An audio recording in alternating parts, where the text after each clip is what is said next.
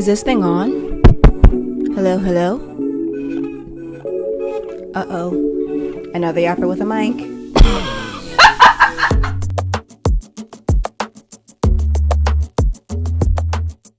Hello, everyone, and welcome back to the Napkin in Between podcast. I'm your host, Dejan A. Jones.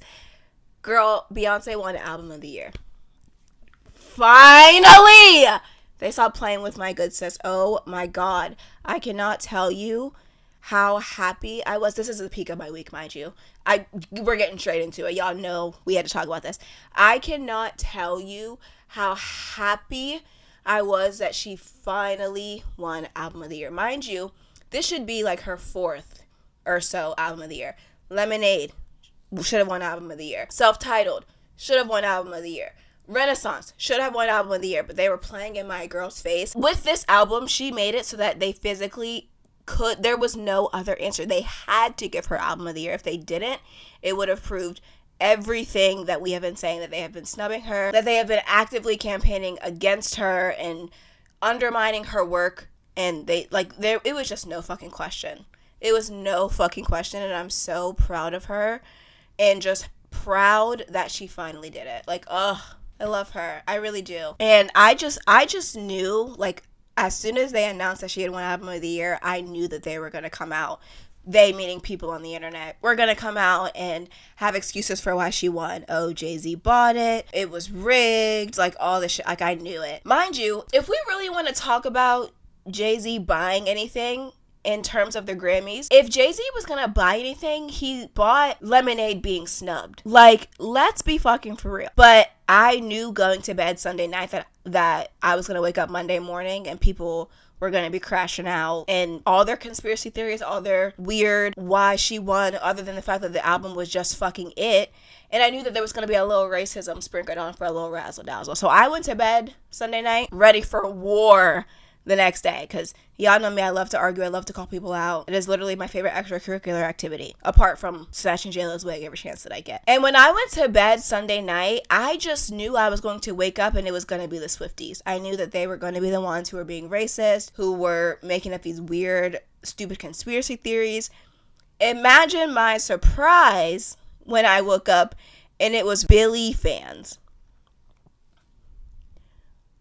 What? That was the plot twist that I did not have on my bingo card.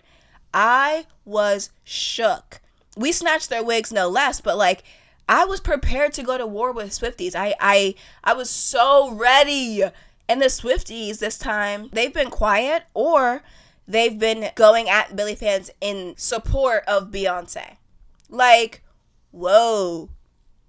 Quite the change of events. I mean, it makes sense, obviously, and it is just the bare minimum, so I'm not gonna do too much and be like, oh my god, thank you, Swifties, bare fucking minimum. But it was just I was not expecting it to be the Billie Eilish fans.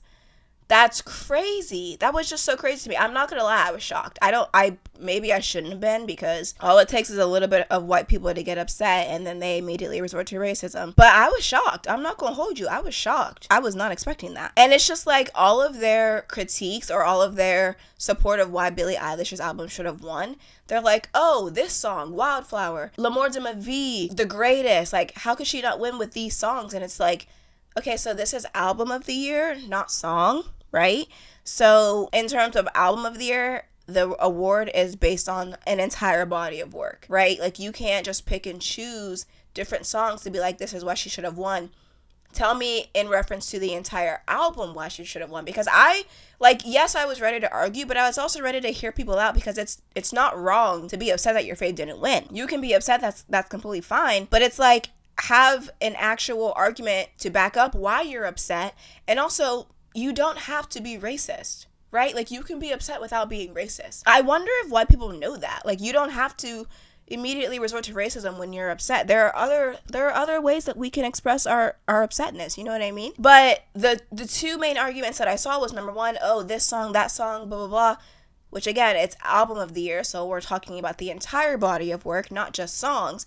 But the other argument was, oh, this many streams, that many streams. I'm going to stop you right there. Because the Grammys aren't about streams, bookie butt. The Grammy for Album of the Year is about how the entire album, the entire body of work can affect the music industry, culture, historical significance. That's what the award is about. And every single time that I've seen a Billie Eilish fan talk about why Billie Eilish should have won Album of the Year, they're not giving valid arguments to sustain that in regards to what Album of the Year and how that award is picked. And don't get me wrong, I'm a huge Billie Eilish fan. I love Billie Eilish. I loved Hit Me Hard and Soft. Album went triple fucking platinum in my home. But just because I like something, I can't turn off my logical brain and just root for that thing. And this is why I feel like I can never say that I am a stan of any one person. I would never say that I'm in the beehive. I don't know what Billie Eilish's fans call themselves, but I would never say that I'm in their like stan, because when you see yourself as a stan, the parasocial line that you have with the artist, it's not even that it's blurry, it is non-existent. Like, you're going this hard, you're being racist, you're spouting these crazy conspiracy theories for a stranger, for someone who does not know you, for someone who does not know that you exist. And it's like, where's the decorum? Where's the shame? Like, what? Like, I just could never be that person who disregards all logic and stands for something no matter what. Like, that's weird.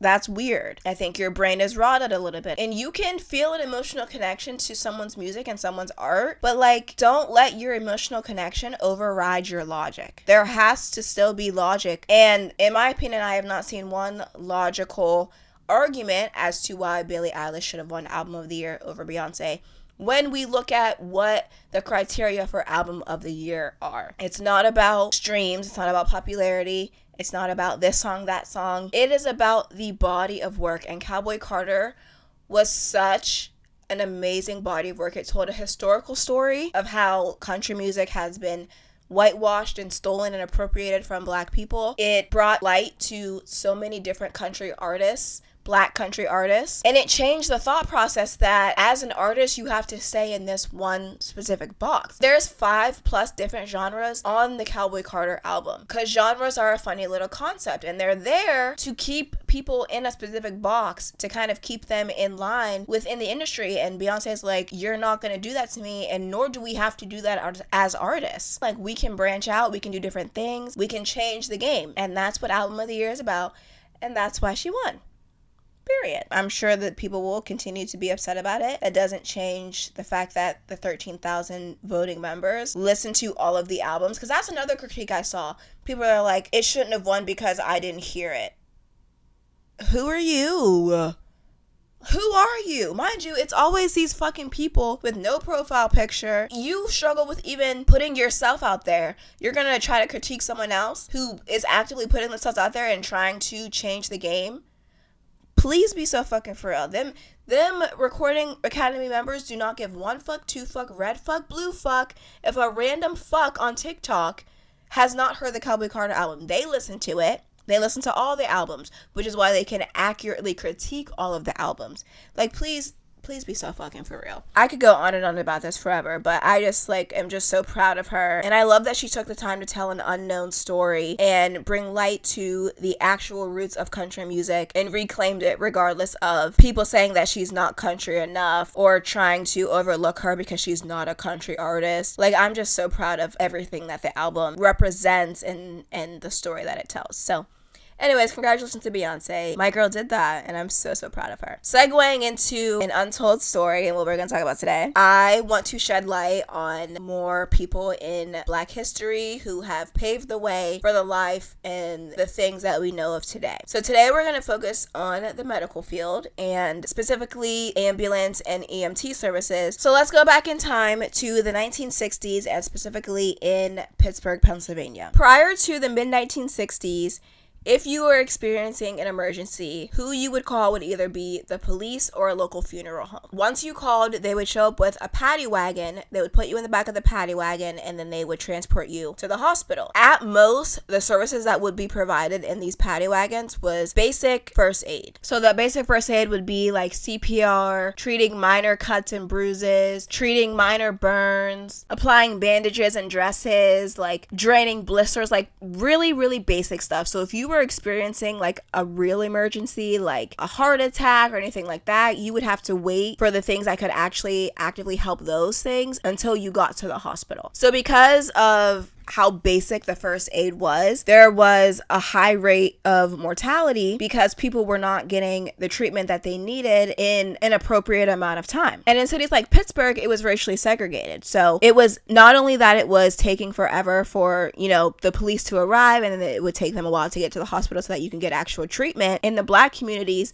it would take even longer because they were further away from the hospitals, or there was a lot of tension between Black people and the police. And so the Black people could call the police and they could deem it as not an emergency so that they wouldn't come, or they would just take forever. And by the time they got there, the person had either succumbed to their injuries or succumbed to the injuries shortly after arriving to the hospital. Also, there were times where Black people didn't even want to call the police because of racial tensions and how Black people are treated by the police. So the ambulance service, which was named the Freedom House Ambulance Service, was initially started in predominantly Black communities so that they could get the emergency care that they needed that was not being provided to them by the police. So there was a nonprofit in Pittsburgh called the Freedom House Enterprises, and the goal of this nonprofit was to provide job training and employment opportunities in Pittsburgh. The Freedom House Ambulance Service was born out of this nonprofit. So Freedom House Enterprises received part of its funding from the Falk Fund, which was headed by Phil Hallen. Phil Hallen's main goal was to improve the responses to medical emergencies as well as create employment opportunities specifically for Black communities in Pittsburgh, Pennsylvania, and more specifically the Hill District. So then word got to Peter Safar, who is known as the father of CPR, that Phil wanted to improve the ambulance service in Pittsburgh. And the improvement of the ambulance service was really important to Peter Safar because his daughter had died following an asthma attack in transport to the hospital. She had had this asthma attack, and while she was being transported to the hospital, they could only do so much in the ambulances that they had at the time, and because it was just basic first aid, she unfortunately passed away. So Peter and Phil got together, and they were both able to contribute to a better equipped ambulance service. Peter offered his ideas on how to better improve the ambulance service, namely with more intense paramedic training and a better model of, the vehicle that people were being transferred in, and Phil was able to offer actual people that could be trained and could run the ambulance service. So Phil contacts Freedom House Enterprise and is able to recruit workers who they can train to be what we know as paramedics today. So the first people who were recruited for the Freedom House Ambulance Service were 25 Black men, all from the Hill District in Pittsburgh, Pennsylvania. Now, the interesting part about the men who were recruited, these men were deemed unemployable. Either they hadn't graduated high school, they had criminal records, and so people just threw them away, didn't want to spend time trying to actively rebuild or help them to get jobs or an education or anything. So these 25 men are recruited. They go through training with Peter Safar. So the course with Dr. Safar was a 32-week 300-hour course, which included anatomy, physiology, CPR, advanced first aid, nursing, and defensive driving. And for the recruits who had not finished high school, they were helped with completing their GEDs. So in 1967, the Freedom House Ambulance Service was began, and then in 1968 was when it became fully operational and they had 2 ambulances. So they're serving the Black neighborhoods, and it got to the point where they were responding even faster than the police, and they could respond in less than 10 minutes to people who needed emergency services. And not only were they responding faster, but because they were serving predominantly Black communities as Black people, when they were responding, they were much more gracious and much more understanding to the sicknesses and the needs that the Black community had. I was watching an interview of one of the men who was a part of the Freedom House Ambulance Service, because mind you, some of them are still alive today. And he said that when he would go into the homes, it was like either people that he knew because they were all in community together, or it was people that he realized and understood that he was a guest in the home and that he was there to help, and all he wanted to do was help. And it got to the point where the people in other communities, specifically white people who were outside of the Black community, wanted to call the ambulance service over the police because the ambulance service was known to have a higher standard of care and they were responding much faster than the police. And even though they were medically trained and doing far better than the police, who did not have any medical training, they faced so much racism within the hospitals. So they would transport patients to the hospital and they would be mistaken for lower hospital staff.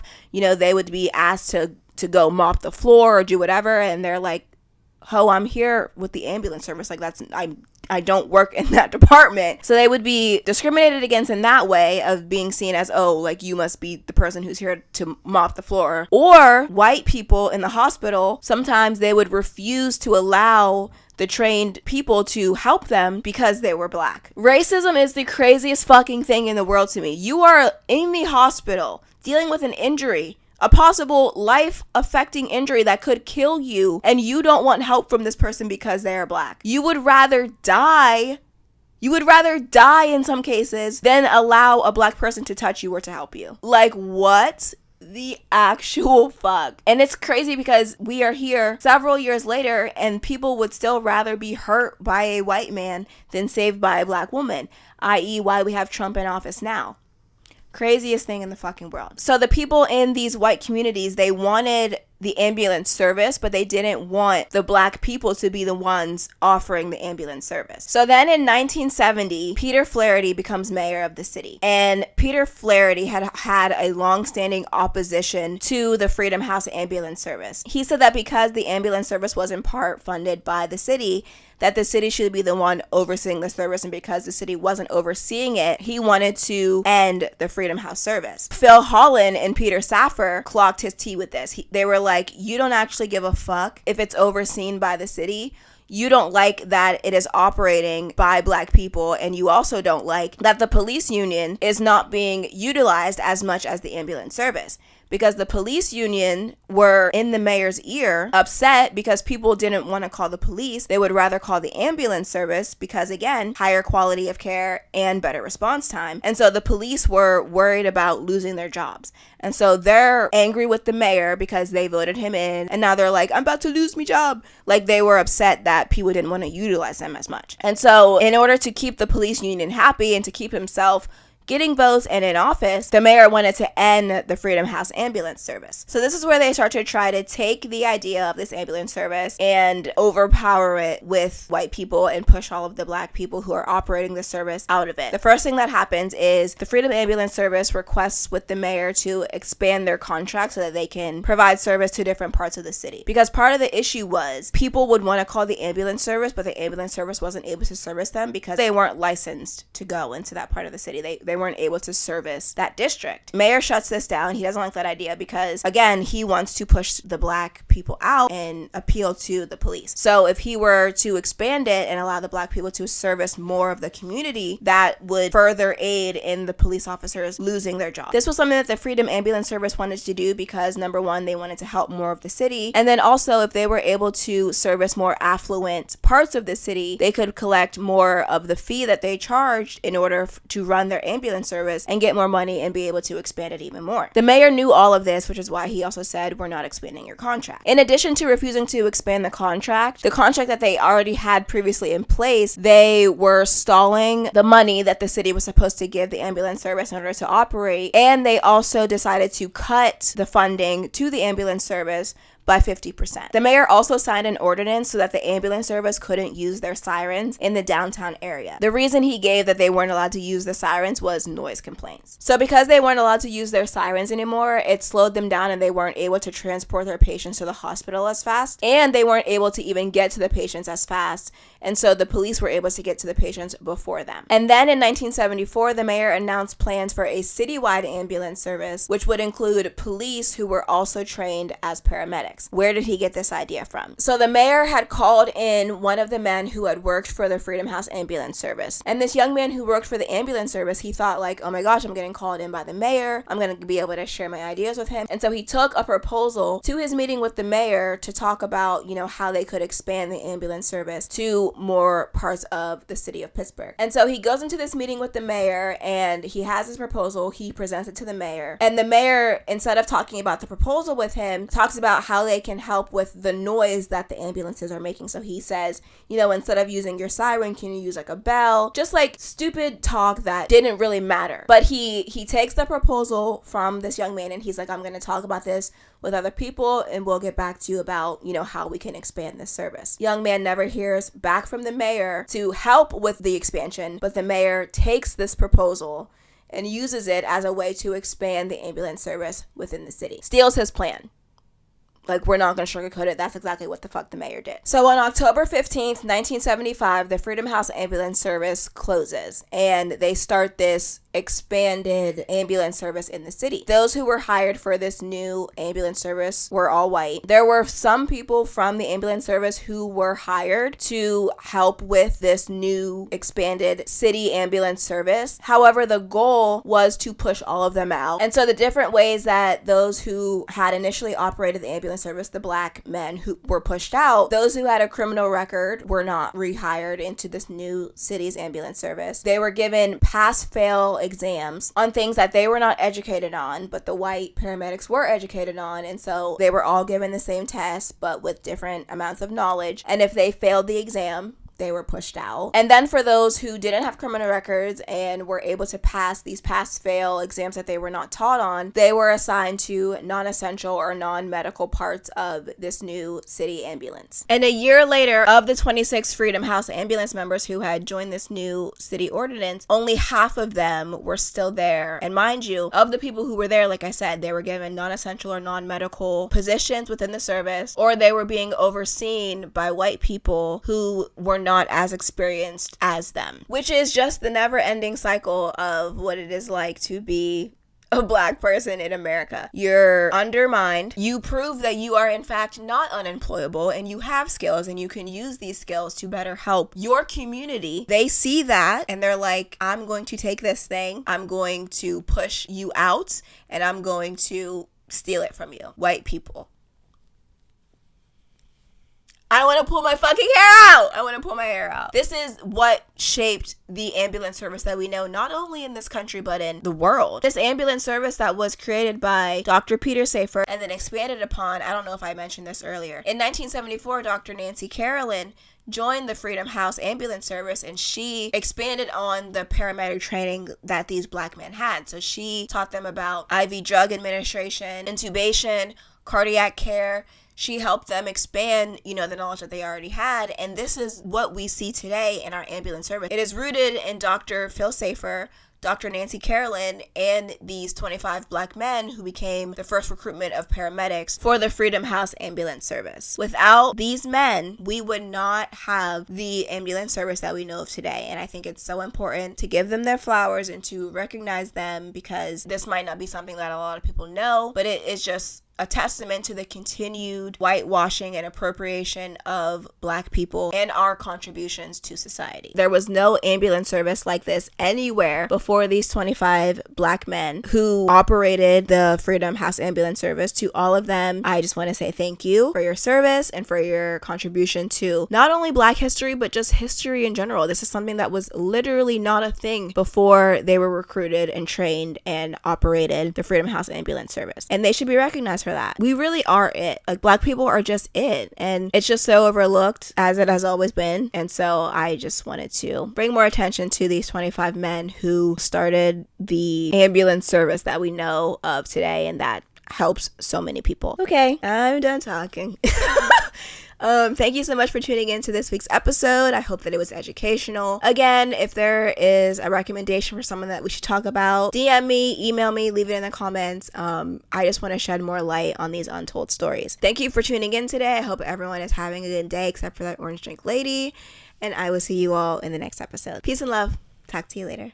The Napkin in Between, hosted by Dejanay Jones, produced by Dejanay Jones, post-production by Dejanay Jones, music by Sam Champagne, and graphics by Isma Vidal. Don't forget to like and subscribe. See you next episode.